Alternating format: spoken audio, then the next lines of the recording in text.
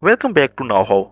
In today's video, we will be learning an essential skill for anyone working with the data, that is changing units. No matter if you are a seasoned Excel user or just getting started, knowing how to convert units within your spreadsheet can save your time and efforts. In this tutorial, we will guide you step-by-step process of changing units in Excel so you can work with data more efficiently and effectively. So let's jump right in. Don't forget to subscribe now how and press the bell icon for more videos. This is the worksheet that I'm going to use to teach you how you can convert these units. We have the names of different units, their height in feet, weight in kgs, and extra time in hours. And we want to convert height into centimeter, weight in grams, and extra time in minutes. So I will teach you these three formulas and you can use this knowledge to convert other units also.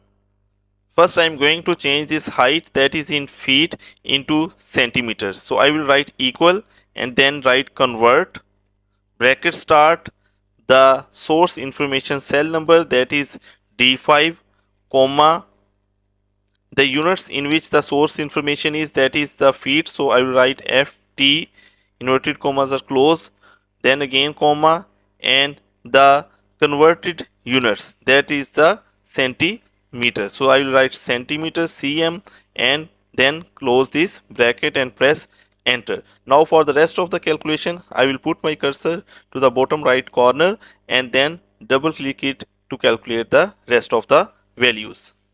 The weight in kgs will be converted to grams by the formula that is equal, again convert, bracket start, the source information cell number, comma, the source units that is the kg, comma, the new units that is grams, and then bracket is closed and we press enter to get the weight in grams. Now for the extra time conversion from hours to minutes, I will write the formula equal, then convert, bracket start, the source information cell number that is the H5, then comma, the in inverted comma I have to write the units of the source information that is in the R, so I will write HR and then comma, and the new units in which I want to convert that is the minutes, so the code for the minutes is MN and then commas and close this bracket and press enter to calculate it.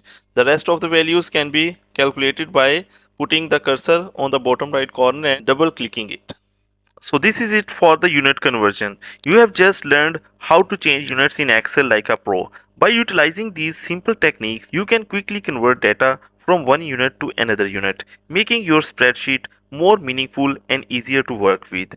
Remember, being proficient in Excel is a valuable skill that can enhance your productivity in countless ways. We hope this tutorial have been useful and encourage you to experiment and explore the endless possibilities with Excel. If you have any questions and suggestions, feel free to leave them in the comment section below. Thanks for watching and don't forget to subscribe to our channel for more useful Excel tutorials and tips.